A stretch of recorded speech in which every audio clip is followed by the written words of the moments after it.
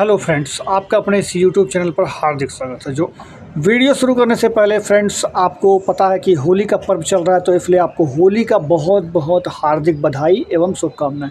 जैसा कि आपको यहाँ पे वीडियो देख रहे होगा, हमने भी बच्चों को अबीर वगैरह गुलाल वगैरह बांट दिया है, तो लगभग होली भी खेल लिया है। वो वीडियोस यहाँ पे नहीं डाल पाया हूँ, वो रिकॉर्ड नहीं हो पाया था। तो होली की आपको अग्रिम शुभकामनाएं। और होली आ गया है तो उसकी भी आपको बधाई है। आप लोग होली खेलिए, मस्त जिंदा दिल मस्त एकदम रहिए। और आप लोग होली के बाद पढ़ना शुरू कर दीजिए, क्योंकि एग्ज़ाम को क्रैक करना ही होगा। तो हैप्पी होली सभी को। आज का वीडियो है फ्रेंड्स, बहुत ही इंपॉर्टेंट होने वाला है। किसके लिए? जो TRA 3.0 में जिन्होंने एग्ज़ाम दिया था और पेपर कैंसिल हो गया, उनके लिए भी। जिन्होंने एग्ज़ाम नहीं दिया उनके लिए भी, जैसे 9, 10, 11, 12 वालों ने एग्ज़ाम नहीं दिया, उनके लिए भी इम्पॉर्टेंट है। और साथ ही अब जब पेपर कैंसिल होने के बाद दोबारा से पेपर लिया जाएगा, तो भी जो एग्ज़ाम देने जाएंगे उनके लिए भी वीडियो काफ़ी इंपॉर्टेंट होने वाला है। तो फ्रेंड्स, वीडियो का तो बता देता हूँ सार क्या है। पहली बात, वीडियो आज मैं इसलिए ला रहा हूँ कि मैंने एक PDF कोर्स, जिसको चमत्कारी PDF नाम दिया था मैंने, 49 रुपीज़ और 79 रुपीज़ में मैंने दिया था। कई सारे कैंडिडेट्स ने उस PDF को लिया है, बहुत सारे लोगों ने लिया है। तो उस PDF से कितने क्वेश्चंस हमारे पेपर में, जो TRA 3.0 में जो लीक हो गया, एक्चुअली में दुर्भाग्य की वजह से जो लीक हो गया और जिसकी वजह से पेपर कैंसिल करना पड़ गया, उस पेपर में उस PDF से कितने क्वेश्चंस आए डायरेक्ट, वो मैं आज आपको दिखाने वाला हूँ। दूसरी बात, ये वीडियो बनाने का मकसद ये नहीं था कि मुझे अपना PDF की बड़ाई करना हो, ऐसा नहीं है। बहुत सारे लोगों ने बहुत सारे लोगों ने तो इस PDF को अच्छा बताया है, नो डाउट अच्छा है भी। बट कई सारे लोगों का कमेंट था कि शायद कुछ स्पेशल नहीं आया आपके PDF से, तो उसका इसमें जवाब मिल जाएगा आपको कि क्या मेरे PDF से आया था और क्या नहीं आया था। दूसरी बात, जिन्होंने PDF ऑलरेडी ले रखा है, वो एक विश्वास के साथ PDF को ज़रूर पढ़ें। TRA 3.0 का पेपर जब भी हो, 1 महीने का लगभग अब समय तो आपको मिल ही गया है। 1 महीने बाद ही लगभग पेपर होगा, उसके पहले पेपर होने की संभावना 9 के बराबर है। तो आपने जो पेपर PDF लिया है, उस PDF को आपको ज़रूर पढ़ के एग्ज़ाम में जाना है। इम्पॉर्टेंट है कि पढ़ के जाना ही है। PDF के अलावा भी आपको पढ़ना है, जहाँ से पढ़ते हैं, जहाँ भी कोचिंग में पढ़ते हैं, जहाँ भी आपने ऑनलाइन कोर्स ले रखा है, जहाँ भी आपने यूट्यूब से पढ़ते हैं, तो हर जगह किताब से पढ़ते हैं, तो वो तो आपको करना ही है। साथ ही आपको PDF जो मैंने बताया है उसको भी पढ़ना है। और PDF के साथ ही अगर आपको कहीं से और कुछ पढ़ने की ज़रूरत है, तो आप सिर्फ NCERT और SCERT पर बेस्ड क्वेश्चंस को करें और उसी को पढ़ें। अब मैं आपको बिना देर किए मैं आपको प्रमाण ले चलता हूँ कि कितना क्वेश्चन, डायरेक्ट क्वेश्चन पेपर जो है से मेरे PDF से आया हुआ था, ये मैं दिखाऊंगा। उससे पहले मैं आपको बताता हूँ कि जिन्होंने PDF ले रखा है उनको पढ़ना है, जिन्होंने नहीं ले रखा है आज भी परचेस कर सकते हैं, अभी भी कर सकते हैं। 49 रुपीज़ और 79 रुपीज़ का, जैसे कि आपको बैनर में दिख रहा होगा, छोटा सा अमाउंट पे करके आपको वो ले लेना है। इतना अमाउंट में आपको जो मैं दे रहा हूँ वो शायद ही कहीं मिल पाए, तो ये आपको 49-79 रुपीज़ में PDF को ले लेना है। अगर नहीं लिया है तो, अगर ले लिया है तो अच्छे से पढ़ना है। अगर फिर भी नहीं लेना चाहते हैं तो आपको सिर्फ़ और सिर्फ NCERT और SCERT को पूरा कवर करके जाना ही होगा। एग्ज़ाम में पूरा कवर करके जाना होगा। उस PDF के अंदर मैंने SCERT को ही पूरा कवर किया है। कक्षा 6 से लेकर के कक्षा 10 तक का जो भी SCERT में होता है, चाहे वो साइंस हो, चाहे वो हिस्ट्री हो, चाहे वो पॉलिटी हो, चाहे वो राजनीति हो, हर चीज़ को मैंने उसमें कवर कर रखा है। तो वो पूरा SCERT कक्षा 6 से लेकर के कक्षा 10 तक का सार है। यानी फ्रेंड्स, जो कक्षा 6 से कक्षा 10 के जो SCERT का सार है, वो उस PDF में आपको दिया गया। अगर आपने पहले से कक्षा 6 से कक्षा 10 तक का SCERT कवर कर लिया है, मतलब उसको पढ़ लिया है, तब आपको PDF लेने की आवश्यकता नहीं है। अब मैं चलिए आपको डायरेक्ट स्क्रीन पर ले चलता हूँ, डायरेक्ट PDF पे ले चलता हूँ मोबाइल स्क्रीन पर, और आपको दिखाता हूँ कि कितने क्वेश्चंस आए हुए थे। शॉर्ट भेजते हैं तो अगले ही पल मैं आपको इस तरह का 3 PDF आपको दिया था। एक साइंस का दिया था, एक आपको GK GS का दिया था और एक आपको मैथ्स का दिया था। ये 3 PDF को मैंने दिया था आपके साथ। एक में आपको देखिए 182 पेजेस हैं, एक में आप देखेंगे तो आपको लगभग यहाँ पे भी आपको 122 पेजेस मिलते हैं, और इसमें भी आपको लगभग 120-130 में कुल मिला के 300, 350, 400 तक पेजेस इसमें दिए गए हैं, और आपको इसको पढ़ना होगा। तो चलिए मैं आपको प्रमाण दिखाता हूँ कि कितना कितना आया हुआ था इस PDF से। तो फ्रेंड्स मैं ये आपको इसलिए दिखा रहा हूँ कि आपको एक तरह से विश्वास बन पाए कि हाँ, मैं जो कर रहा हूँ ये गलत नहीं कर रहा हूँ आपके साथ। तो देखिए यहाँ पर आपको ये पीआरटी का यानी जो आपका फर्स्ट शिफ्ट का पेपर हुआ था पीआरटी का, तो पीआरटी यानी जो आपको प्राइमरी लेवल होता है 1 to 5 का होता है, उसमें जो ये पेपर्स में क्वेश्चन आए हुए थे वो देखिए आए हुए थे। यहाँ पर आप देख सकते हैं, यहाँ पर भूकंप की तीव्रता वाला सिस्मोग्राफ का, यहाँ पर आप देख सकते हैं ऑक्सीजन का प्रतिशत हो गया, और यहाँ पर आप देख सकते हैं वायुमंडल में जो है आप ये सारे क्वेश्चन आए हुए थे। वायुमंडल में किस परत में हवाई जहाज उड़ाते हैं, ये वाला क्वेश्चन। गंगा नदी किस तट पर है, ये वाला क्वेश्चन। और आपको देखिए यहाँ पर गैर परंपरागत स्रोत जो ऊर्जा का होता है, ये वाला क्वेश्चंस। तो ये सारा क्वेश्चंस जो है उसका देखिए मैं आपको यहाँ पे दिखाता हूँ। ये देखिए आप वो जो क्वेश्चन आया हुआ था यहाँ पर आपको वो सारा क्वेश्चंस आपको देखने को मिल जाएगा। जैसे कि आपको जो पहला क्वेश्चन था कि भूकंप की तीव्रता जो है मापते हैं वो सिस्मोग्राफ से मापते हैं। देखिए यहाँ पर ये पीडीएफ का स्क्रीनशॉट है, तो यहाँ पर देखिए भूकंप की तीव्रता वाला सिस्मोग्राफ पहला क्वेश्चन का आंसर यहाँ पर आपको मिल चुका है। अगला आप उसी के जस्ट नीचे आप देखेंगे तो ऑक्सीजन का प्रतिशत यहाँ पर दिया हुआ है 29.9 यानी 21%। वहीं पर अगर आप नीचे चलेंगे, थोड़ा सा और नीचे चलेंगे आपको फ्रेंड्स यहाँ पर अगला क्वेश्चन आपको थोड़ा सा और यहाँ पर जैसे पीडीएफ के अंदर आपको मिलेगा। यहाँ पर देखिए यहाँ पर साफ साफ लिखा है कि वायुयान कहाँ उड़ाते हैं, तो समताप मंडल पर उड़ाते हैं। ये भी क्वेश्चन आपको यहाँ पर देखने को मिल जाएगा। अगला क्वेश्चन मैं आपको दिखाता हूँ फ्रेंड्स की अगला मैं आपको नीचे दिखाता हूँ थोड़ा सा, एक सेकंड आप वेट करिएगा। यहाँ पर देखिए यहाँ पर क्वेश्चन है ध्वनि डेसिबल में, ये भी क्वेश्चन आया हुआ था, तो यहाँ पर भी आपको वो दिया गया था। यहाँ पर देखिए परंपरागत स्रोत जो है इस पीडीएफ में कम से कम 4 जगह पर परंपरागत स्रोतों के बारे में बताया गया, जो कि मैंने आपसे सिर्फ एक जगह का यहाँ पर एग्जाम्पल लिया हूँ कि ये भी क्वेश्चन आपके पेपर में डायरेक्ट आए हुए थे। ठीक है, तो ये सारे क्वेश्चन थे जो कि आपके आए हुए थे और जो कि आपको वहाँ पर मिले हुए हैं, जो कि डायरेक्ट क्वेश्चन आपको वहाँ पर देखने को मिला हुआ है। यहाँ पर देखिए अनवीकरणीय या नवीकरणीय स्रोत यहाँ पर देख सकते हैं एक बार और यहाँ पर दिया गया हुआ है। तो ये सारा चीज़ें हैं। और मैं आपको नीचे दिखाता हूँ जो गंगा नदी के बारे में क्वेश्चन आता है कि गंगा नदी किस तट पर है कि नहीं है। तो आप देख सकते हैं गंगा नदी किस किस जगह से बह करके जाती है, वो सारा नीचे यहाँ पर दिया गया था। तो वहाँ पर आप देखेंगे तो उत्तर प्रदेश, मध्य प्रदेश और उत्तर प्रदेश और बिहार और उत्तराखंड, ये 3-4 राज्य पश्चिम बंगाल होते हुए जाती है। तो ये सारा क्वेश्चन जो कि आपके यहाँ पर पेपर में आया हुआ था, ये सारे उस पीडीएफ में आपको मिल जाएंगे। यहाँ पर देखिए तो यहाँ पर प्रयागराज में भी, तो प्रयागराज में गंगा नदी बहती है, तो यहाँ पर आपका राइट आंसर हो जाएगा क्योंकि उत्तर प्रदेश में प्रयागराज है, उत्तर प्रदेश में गंगा नदी बहती है। बाकी भोपाल जो है मध्य प्रदेश में होता है और कोलकाता में तो हुगली नदी बहती है। तो यहाँ पर ये सारा चीज़ वहाँ पर नीचे पीडीएफ में दिया हुआ था। तो ये सारे क्वेश्चन आए हुए हैं। बाकी मैं आपको आगे का भी दिखाता हूँ। जैसे देखिए जो अभी आपको मैंने दिखाया था कि ध्वनि वाला, एक सेकंड में आपको दिखा देता हूँ। हाँ, आगे मैं आपको दिखाता हूँ यहाँ से। अगला यहाँ देखिए, यहाँ पे जो लिखा हुआ है कि निम्नलिखित में से कौन सा जो भारत में जो जैव विविधता का हॉट स्पॉट है, तो यहाँ पे पश्चिमी घाट आंसर होगा। तो ये भी आपको यहाँ पर क्वेश्चन मिला है। देखिए जैव विविधता वाला ऑप्शन भी आपको इस पीडीएफ में मिलेगा और यहाँ पर आपको साफ साफ पश्चिमी घाट लिखा हुआ दिख भी जाएगा। तो ये सारे क्वेश्चन डायरेक्ट आए हुए हैं। बाकी ये आपका रीजनिंग आ गया, तो रीजनिंग बहुत ही सिंपल सा साधारण सा पूछा गया था, तो आप कहीं से भी प्रैक्टिस कर सकते हैं। बाकी अगला क्वेश्चन देखिए यहाँ पर देखिए मैं पीडीएफ में आपको साइंस के पीडीएफ में कुछ एमसीक्यू भी दिया था, तो एमसीक्यू से डायरेक्ट क्वेश्चन भी आए हैं। जैसे कि आप देख सकते हैं यहाँ पर ये विद्युत धारा के मापने वाले जो है अमीटर यहाँ पर ऑप्शन होगा, और ये आप देख सकते हैं सितारों को चमकने वाला भी क्वेश्चन आया हुआ था। डायरेक्ट क्वेश्चन ये सब आए हुए थे और अवतल दर्पण वाला भी क्वेश्चन डायरेक्ट आया हुआ था, उदासीनीकरण क्रिया वाला भी आया हुआ था। ये सारे चलिए मैं आपको नीचे दिखाता हूँ कि आया हुआ है। यहाँ पर देखिए जो विद्युत धारा का मापने वाला क्वेश्चन है वो आपको मैं यहाँ पर दिखा देता हूँ। देखिए यहाँ पर सीधा क्वेश्चन लिखा कि विद्युत धारा को किस उपकरण से मापा जाता है। यहाँ पर बी ऑप्शन अमीटर, जो कि आपके डायरेक्ट क्वेश्चन आपके एग्जाम पर मतलब आए हुए थे उसमें। हाँ, तो फ्रेंड्स ये जो आपका ये डायरेक्ट क्वेश्चन आया था कि विद्युत धारा को मापने वाला यंत्र, उसके बाद आप यहाँ पर नीचे जस्ट उसके नीचे ही पीडीएफ में आपको दिया गया था। यहाँ पर देखिए सितारों को चमकने के लिए प्रकाशीय ज्वलंत होता है, तो यहाँ पर देखिए सी ऑप्शन वायुमंडलीय अपवर्तन की क्रिया होती है, तो यहाँ पर वो भी ऑप्शन यहाँ पर आपको देखने को मिला हुआ था। बाकी जो आपको यहाँ पर गोलीय दर्पण के बारे में जो पूछा गया था कि कहाँ से कौन सी स्थिति होती है और कैसा वहाँ पर बनता है, तो ये भी आपको यहाँ पर क्वेश्चन आया हुआ था। तो आपको मैं दिखा देता हूँ। देखिए ये जो क्वेश्चंस आए हुए थे ये एक सेकंड, तो हाँ, तो ये देखिए उत्तल दर्पण वाला जो है यहाँ पर अवतल दर्पण का जो प्रतिबिंब होता है वो कैसा होता है, इसके लिए आपको नीचे देखिए यहाँ पर मैं जो आपको दिया हूँ। देखिए ये अवतल दर्पण का पूरा प्रतिबिंब का स्ट्रक्चर है और कैसा होता है, तो हर जगह वास्तविक और उल्टा होता है, लेकिन एक जगह आभासी और सीधा होता है। तो यहीं से आपको क्वेश्चन का आंसर निकल करके आ जाएगा। तो ये सारी चीज़ें हो गई। बाकी अब यहाँ पर मैं आपको दिखाता हूँ। देखिए डीएनए का जो है कौन सा भाग प्रोटीन की सूचना देता है, ये वाला क्वेश्चन भी डायरेक्ट उठ करके आया हुआ था। और यहाँ पर आप देख सकते हैं इलेक्ट्रॉन का जो विद्युत धारा का डायरेक्ट जो परिभाषा होती है उसी से क्वेश्चन आया हुआ था, तो ये भी मैं आपको दिखा दूंगा। अभी ये कपूर वाला भी क्वेश्चन आया हुआ था, तो ये भी वाला मैं आपको दिखा दूंगा ये कपूर क्या होता है। और ये अब कपूर वाला क्वेश्चन फिर बाकी है कि कमरे के ताप पर द्रव कौन सा होता है, पारा, ये भी आपको मैं दिखा दूंगा क्वेश्चन। तो देखिए ये 3-4 क्वेश्चन जो कि आपको मैं दिखाने जा रहा हूँ। देखिए विद्युत धारा जो होता है वो क्या होता है, ये देखिए यहाँ पर लिखा आवेश प्रवाह की दर को विद्युत धारा कहते हैं। यही क्वेश्चन आपको ऊपर डायरेक्ट पूछा गया था। अगला जो पीडीएफ में लिखा हुआ है मैं आपको वो दिखा देता हूँ। देखिए अगला जो था फ्रेंड्स की कपूर जो होता है वो कैसा होता है, तो यहाँ पर आप देख सकते हैं ठोस कपूर जो होता है वो ऊर्ध्वपातन क्रिया कहलाता है। यहाँ पर देखिए ये वाला क्वेश्चन डायरेक्ट आपके क्वेश्चन आपके एग्जाम में आए हुए, तो यहाँ से ये भी पीडीएफ में मैंने आपको दिया हुआ था। पीडीएफ से बहुत सारे क्वेश्चन आए हैं जो कि मैं आपको दिखा दूंगा, तो एक्चुअली मैं खोज भी नहीं पाऊंगा जितने क्वेश्चन आए हुए थे। तो उसमें आपको अगर डाउट होगा तो आप खोज सकते हैं। पूरा क्वेश्चन आपको लगभग 80% क्वेश्चन आपको उस पीडीएफ में देखने को मिल जाएगा जो कि आपके एग्जाम में डायरेक्ट पूछे जाए थे।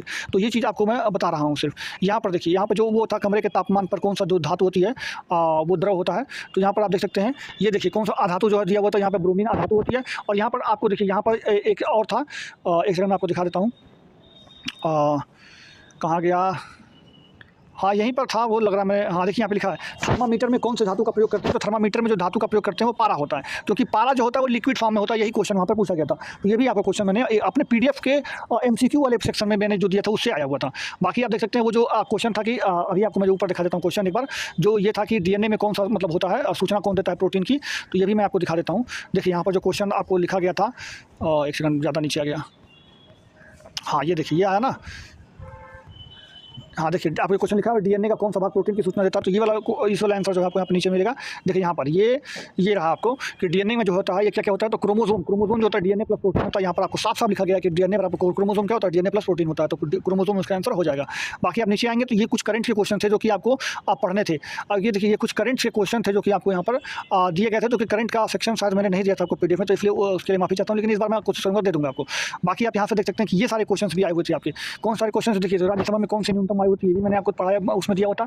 ये भी मैं आपको कनाडा वाला भी मैं आपको क्वेश्चन दिया हुआ हूँ और पीडीएफ में। बाकी आप ये भी देख सकते हैं संविधान में अस्पष्टता का जो कानून होता है अनुच्छेद 17 से होता है, ये भी मैंने आपको दिया था। विधानसभा में कितने होते हैं, ये सारा क्वेश्चन आपको इस पीडीएफ में मिल जाएगा। जैसे आपको यहाँ पे पहला क्वेश्चन जो कि अस्पष्टता का, जो कि पीडीएफ में देखिए आपको अनुच्छेद 17 में अस्पष्टता का उन्मूलन दिया गया है, ये सारा चीज़। और बाकी आपको सारा चीज़ आपको पीडीएफ में मिल जाएगा।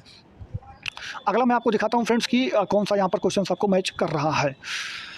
तो यहाँ पर आप देख सकते हैं, एक सेकंड में आपको दिखाता हूँ। यहाँ पर देखिए बिहार में जो है किस जिले में धान का उत्पादन सर्वाधिक होता है। ये भी डायरेक्ट क्वेश्चन यहाँ पे आया हुआ। तो धान का जो उत्पादन होता है सर्वाधिक रोहतास में होता है। यहाँ पर आप देखिए ये देखिए यहाँ पर लिखा हुआ बिहार के दक्षिण क्षेत्र में यहाँ पर जो धान का कटोरा कहते हैं, और रोहतास इसमें पहला ऑप्शन, यहाँ पर पहला ही नंबर आपको रोहतास दिया गया है। तो ये अगर आपने पढ़ा होगा पीडीएफ को तो आप पूरा क्वेश्चन कर पाएंगे वहाँ पर। बाकी आप देख सकते हैं यहाँ पर अगला क्वेश्चन जो है गेहूँ का उत्पादन में भी आपको ऊपर ही मिल जाएगा। यहाँ पर जैसे धान का था वहीं पर आपको गेहूँ का भी मिल जाएगा। जैसे देखिए यहाँ पे गेहूँ भी लिखा हुआ है। गेहूँ का उत्पादन क्षेत्र जो है सीवान है, मुजफ्फरपुर, नालंदा, पटना, भोजपुर, सहरसा, जो भागलपुर दिया हुआ है, वही आपको यहाँ पर लगाना था कि गेहूँ के उत्पादन में जो है आपका कौन सा, तो यहाँ पे पटना आपका आंसर हो जाएगा। रोहतास जो है वो धान के लिए हो जाएगा। तो ये सारी चीज़ें आपको डायरेक्ट क्वेश्चन से उठ करके आई हुई हैं।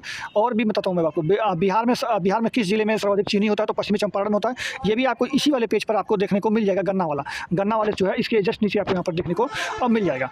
तो सारा क्वेश्चन आपको वहीं से मिला हुआ है फ्रेंड्स। एक ही पेज से कई क्वेश्चन आपके उठा लिए गए हैं। यहाँ पर देखिए लिखा है कि बिहार इस वर्ष जो है बंगाल से अलग किया गया था। तो ये भी क्वेश्चन आया हुआ था। और मैं आपको दिखा दूँ तो ये भी देखिए आप यहाँ पर साफ साफ लिखा गया, देखिएगा 1912 ईस्वी में बिहार और उड़ीसा दोनों को 1912 ईस्वी में बंगाल से पृथक करके अलग दर्जा दिया गया। तो देखिए यहाँ पर साफ साफ लिखा हुआ है। अगला आप देखेंगे तो अगले वाले जो है यहाँ पर ये सारा पीआरटी का क्वेश्चन है। पीआरटी में डायरेक्ट क्वेश्चन इसी तरह से आए हुए थे आपके एग्जाम में, और डायरेक्ट मैंने वहाँ पर दिया हुआ था। तो यहाँ पर आप देख सकते हैं। तो ये सारा जो क्वेश्चन आपको वहाँ पर मिल जाएंगे। और ये सारा कुछ क्वेश्चन करंट का है यहाँ पर, और कुछ क्वेश्चन यहाँ पर जो है आपके मतलब बिहार से डायरेक्ट उठाए गए। यहाँ पर देखिए ध्वनि का जो मापन होता है वो डेसिबल में होता है, जो कि मैंने आपको ऊपर ही सबसे पहले दिखाया था कि वो डेसिबल होता है। तो ये जो ध्वनि का मापन वाला भी क्वेश्चन आपको डायरेक्ट उठा दिया गया था। तो डायरेक्ट यहाँ पर देखिए अनुच्छेद एक से आप क्या समझते हैं, ये भी मैंने उस पीडीएफ में आपको दिखाया हूँ। यहाँ पर देखिए संघ और संघों का राज्य, अनुच्छेद एक के बारे में देखिए पूरी बात यहाँ पर लिखी गई है। अनुच्छेद एक के बारे में कि अनुच्छेद होता क्या है एक, तो ये सब पीडीएफ में दिया गया है। बाकी आप देख सकते हैं ये कुछ क्वेश्चन करंट के हैं, तो ये आपको वहाँ पर मिल जाएंगे। बाकी आप यहाँ से देख सकते हैं यहाँ पर 2 क्वेश्चन डायरेक्ट उठाए गए थे। वंदे मातरम किसने लिखा है और ऑल इंडिया हरिजन संघ का स्थापना किसने किया था। तो ये दोनों क्वेश्चन आपको डायरेक्ट नीचे यहाँ पर देखेंगे मिलेंगे। देखिए यहाँ पर ये एक ही पेज में आपको दोनों मिल जाएंगे। जैसे देखिए 1932 में लिखा है ना यहाँ पे हरिजन नामक साप्ताहिक, देखिए यहाँ पर लिखा है कि 1932 ईस्वी में हरिजन सेवक संघ का स्थापना महात्मा गांधी द्वारा गठित किया गया था। ये क्वेश्चन हो गया। और अगला आपको यहाँ पर देख सकते हैं कि वंदे मातरम जो है बंकिम चंद्र चट्टोपाध्याय ने लिखा था, ये भी आपको यहाँ पर दिया गया था। तो ये देख सकते हैं कि आप पीडीएफ से कितने सारे क्वेश्चंस आए हैं। बाकी और भी क्वेश्चंस आए हुए हैं जो कि मैं खोज नहीं पाया हूँ। ये सारे पीआरटी के क्वेश्चन थे जो कि 1 to 5 में आए हुए थे। और मैंने करीब आपको 30 से 40 क्वेश्चन दिखा दिए जो कि डायरेक्ट आए हुए थे, जो कि मैं दिखा पाया हूँ। अभी कितने क्वेश्चन ऐसे हैं जो कि मैं आपको दिखा नहीं पाया हूँ। मैथ्स के क्वेश्चन थे जो कि मैं आपको दिखा नहीं पाया हूँ, और उसमें काफ़ी टाइम लग रहा था क्वेश्चन। अब देखिए मैथ्स में क्या होता है कि मैथ्स में तो पैटर्न सेम मिल जाएगा आपको, बट अंक सेम नहीं मिलता है। ऐसे मान लीजिए मेरे पीडीएफ में क्वेश्चन होगा कि 100 का 30% निकालिए, तो हो सकता है आपके एग्जाम में आ जाए 100 का 50% निकालिए। तो अंक जो है इधर उधर हो सकता है, क्योंकि मैथ्स का क्वेश्चन जो है कभी कभी हूबहू नहीं छपता। मैथ्स में मेथड जो होता है वो सेम टू सेम आता है, बट अंक जो है वो अलग अलग हो जाते हैं। तो इसलिए मैथ्स के क्वेश्चन के लिए भी मैंने प्रैक्टिस जो दिया उसी में से क्वेश्चन आए हुए थे। अब मैं चलिए आपको कुछ साइंस के क्वेश्चन दिखा देता हूँ जो कि आए हुए हैं। देखिए फ्रेंड्स, ये जो क्वेश्चन आपको दिख रहा है ये 6 to 8 में साइंस का क्वेश्चन है। 6 to 8 में जो सेकंड शिफ्ट में हुआ था वो 6 to 8 में मैथ और साइंस का जो ग्रुप वाला था उसमें से आपको जो साइंस का था उसमें मैं आपको पूछ रहा था इस रतौंधी जो है वो किस विटामिन का कारण होता है, ये भी मैं आपको क्वेश्चन दिखा दूंगा। उसके साथ ही मैं आपको और क्या दिखा दूंगा, सर्दी जुकाम जो है वायरस से कारण होता है, ये भी मैं आपको दिखा दूंगा। बाकी आप यहाँ पर देख सकते हैं कि श्वसन अंग, कान का ड्रम, सारा क्वेश्चन यहाँ पर आया हुआ है। तो चलिए मैं आपको दिखाता हूँ। जैसे देखिए यहाँ पर श्वसन वाला जो क्वेश्चन है कि मैं आपको दिखा दूँ। जैसे यहाँ पर जो लिखा हुआ था, कहाँ गया क्वेश्चन, हाँ यहाँ पे भोजन संग्रहित करने में कौन सा चीज़ होता है मुक्त होती है, तो ऊर्जा मुक्त होती है इसमें। तो यहाँ पर आप देख सकते हैं ये आपको लिखा है श्वसन के दौरान होने वाले रिएक्शन, यहाँ पर ये जो लिखा गया तो क्वेश्चन को घुमा के पूछा गया, लेकिन पूछा यही गया था। अगला जो आपको लिखा हुआ था कि रतौंधी वाला जो क्वेश्चन है, ये रतौंधी वाला क्वेश्चन आपको डायरेक्ट यहाँ पर मिल जाएगा। कहाँ लगा दिया मैंने रतौंधी वाला, अच्छा मैं आपको नीचे दिखा दूँगा बेटा, रतौंधी वाला क्वेश्चन शायद यहाँ लगा दिया मैंने। हाँ देखिए यहाँ पे लगाया हुआ विटामिन ए जो है वो विटामिन ए का रतौंधी होता है, ये भी आपको अब मैं यहाँ पर दिखा दे रहा हूँ, ठीक है। तो ये सारा चीज़ हो गया। बाकी यहाँ पर देख सकते हैं विटामिन ए का अच्छा स्रोत कौन सा, तो मछली का तेल होगा। यहाँ पर आपको लिखा हुआ नीचे जस्ट उसी के पीडीएफ पे ही आपको लिखा है, यहाँ पर देख सकते हैं विटामिन ए का स्रोत जो है वो मछली का तेल पहले ही नंबर पर लिखा गया है। तो ये सारे क्वेश्चन आए हुए थे डायरेक्ट, जो कि आपको अमीर का तीखापन वाला जो क्वेश्चन ये भी आपको पीडीएफ में मिल जाएगा, आप खोजेंगे तो। बाकी यहाँ पर जो लिखा हुआ है कि माता पिता के लक्षण जो पहुँचते हैं उसको अनुवांशिकता कहते हैं, ये आप जब पढ़ेंगे अनुवांशिकता वाला जो चैप्टर पढ़ेंगे यहाँ पर तो आपको जो तीसरा नंबर लिखा हुआ है यहाँ पर विभिन्न, एक सेकंड, हाँ यहाँ पर देखेंगे कहाँ, एक सेकेंड, यहाँ पर जब आप पढ़ेंगे, हाँ देखिए विभिन्न लक्षणों किसी तरह स्वतंत्र रूप से वंशानुगत होते हैं। यहाँ पर देखिए बात पूरी लिखी हुई है, और पूरा जो चैप्टर आप पढ़ेंगे तो यहाँ पर पूरा वंशानुगत वाला आपको चैप्टर यहाँ पर आपको हर क्वेश्चन का आंसर आपको यहाँ पर अब मिल जाएगा। गरम तेल वाला भी क्वेश्चन है, विटामिन B12 वाला जो है, विटामिन B12 का क्या नाम होता है ये भी आपको यहाँ पर मैं दिया हूँ। साइनोकोबालामिन होता है, क्योंकि कोबाल्ट उसमें उपस्थित होता है, तो ये आप देख सकते हैं। और एक सेकंड में आपको दिखाता हूँ, देखिए यहाँ पे विटामिन B12 में जो है कोबाल्ट उपस्थित होता है, B12 उसका, तो साइनोकोबालामिन यहाँ पे कोबाल्ट आता है। तो यहाँ पर देखिए ये वाला क्वेश्चन आपको दिया गया था, आपको ये आपको मैं दिखा देता हूँ क्वेश्चन। एक सेकंड, हाँ देखिए यहाँ पे जो आपको लिखा हुआ है 137 नंबर क्वेश्चन आया होता है ये वाला। तो ये सारी चीज़ें हैं। बाकी आप देख सकते हैं ये नाइट्रोजन को नाइट्रेट में बदलने की जो प्रक्रिया होती है नाइट्रोजन चक्र में आता है। नाइट्रोजन चक्र का भी मैंने पूरा दिया हुआ है आपको, देखो ये वाला नाइट्रोजन चक्र का, ये पूरा नाइट्रोजन चक्र से ये पूरा चक्र बना हुआ था, इसमें साफ साफ लिखा हुआ था।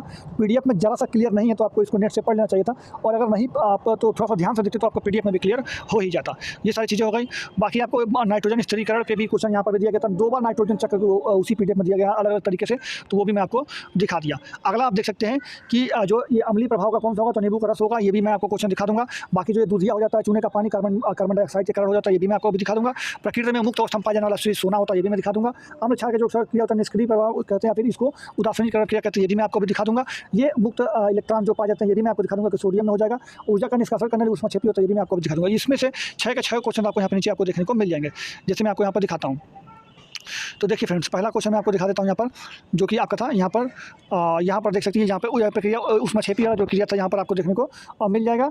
उसके साथ ही और यहाँ पर आप देख सकते हैं कि जो यो था कि यहाँ पर जो चूने का पानी जो दूधिया, देखिए यहाँ पर लिखा ना, योगदान चूने के जल में अगर CO2 प्रोवाइड करते हैं, कार्बन डाइऑक्साइड प्रोवाइड करने पर चूने का पल दूधिया हो जाता है, ये भी क्वेश्चन आपको यहाँ पर से मिल जाएगा।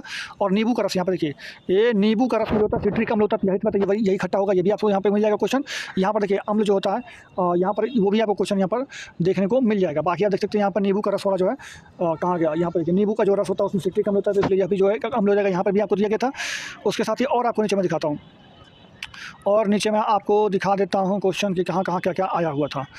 तो फ्रेंड्स आपको बस देखने देखिए, जैसे जो सोना जो था मुक्त अवस्था में, एल्युमिनियम और एजी प्रकृति में उपस्थिति में प्राकृतिक अवस्था में रहता है, तो गोल्ड और एजी वाला ये भी क्वेश्चन आपको यहाँ पर दिया गया था। डायरेक्ट क्वेश्चन इस पीडीएफ से दिए हुए थे। और बाकी जो दिया गया था कि कौन सा ऐसा इलेक्ट्रॉन होता है जो कि +1 जो कि देता है, तो ये पूरा टेबल ही मैंने आपको प्रोवाइड करा था, उसी टेबल से क्वेश्चन आया हुआ है।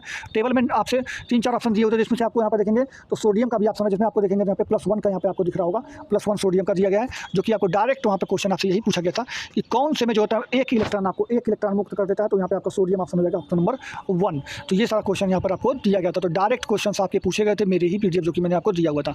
अगला मैं आपको दिखाऊं तो यहाँ पर समस्थानिक वाला जो है कैंसर वाला, ये भी आपको क्वेश्चन इसमें आए हुए थे।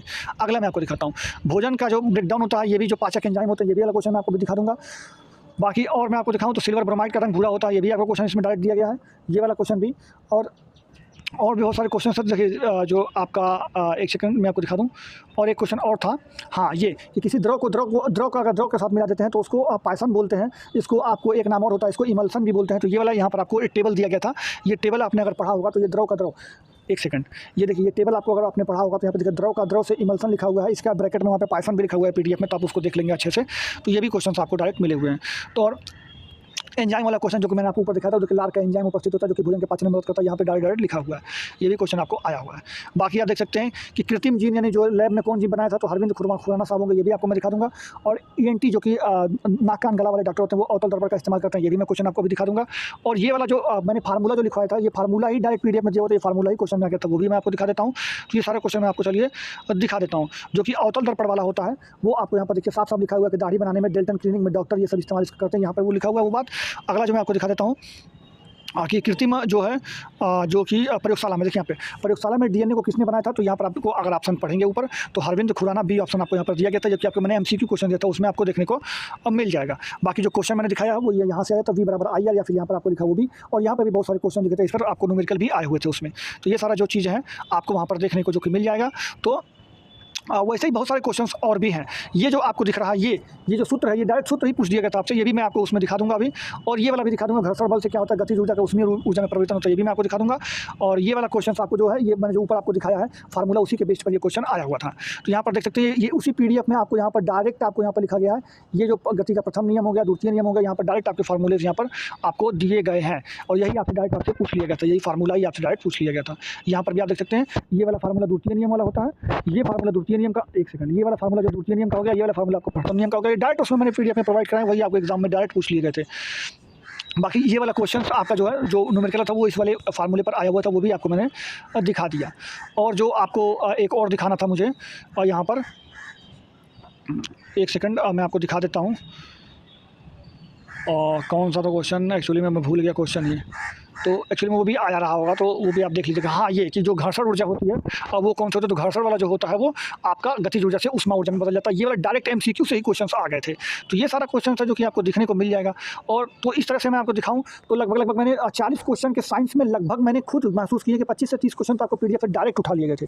तो इस हिसाब से मैं आपको बताऊँ तो फ्रेंड्स, मैं आपको जो PDF दे रहा हूँ, चाहे आपको हिस्ट्री हो, पॉलिटी हो, इकोनॉमिक्स हो, राजनीति वाला हो और पॉलिटी हो, या साइंस हो, मैथ हो, सब मैंने आपको प्रोवाइड कराया। सारा का सारा कक्षा 6 से लेकर के मैंने 10 तक का जो है पूरा का पूरा आपको हिस्ट्री, ज्योग्राफी, पॉलिटी, सब कुछ, इकोनॉमी, पॉलिटी, और आपको मतलब जो कुछ भी आप पढ़ना चाहते हैं, अर्थशास्त्र वगैरह, चाहे साइंस हो गया, साइंस में फिजिक्स, केमिस्ट्री, बायो हो गया, उसका MCQ भी मैंने दे रखा है उस PDF में। और मैथ्स में भी मैंने कई सारे पोर्शन लिए, तो हूबहू क्वेश्चन आए हुए हैं। तो आप मेरे विश्वास मानिए, इस वाले PDF से आपका बेनिफिट होना ही है। और प्राइस मैंने इतना नॉमिनल रखा है कि क्या ही बताऊँ, केवल 49 और 79 रुपीज़ में। तो आप विश्वास कर सकते हैं इस PDF पर। और आगे आने वाला जो 1 महीने बाद आपका एग्जाम होगा, आप इस PDF को जरूर लीजिएगा और लेकर के पढ़ के आप देखिएगा कि आप एग्जाम में खुद महसूस करेंगे कि अगर कोई बच्चा 50 नंबर पा रहा होगा उस एग्जाम में, तो आप 80 नंबर पाएंगे उस एग्जाम में। यह मैंने एक एग्जाम्पल बताया है आपको। तो चलिए मैं आपको अब तो फ्रेंड्स, मैंने आपको हर चीज़ दिखा दी है कि कितना क्वेश्चंस किससे आया हुआ था।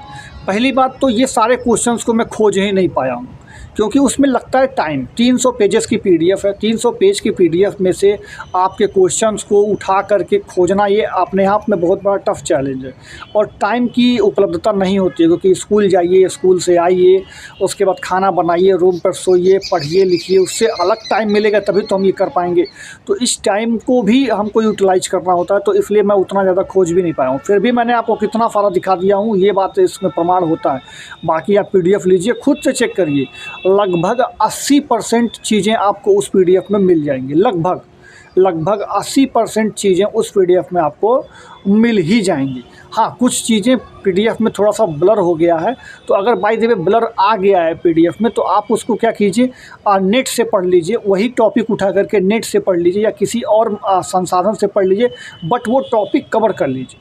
कहीं कहीं है ऐसा, मतलब 2-4 जगह पर ही पूरे PDF में ऐसा है, तो उसके लिए मैं माफ़ी चाहता हूँ।